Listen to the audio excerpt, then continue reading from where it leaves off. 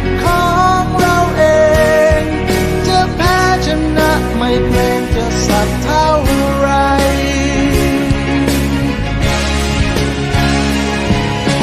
ใจสู้หรือเปล่าไหวไหมบอกมาโอกาส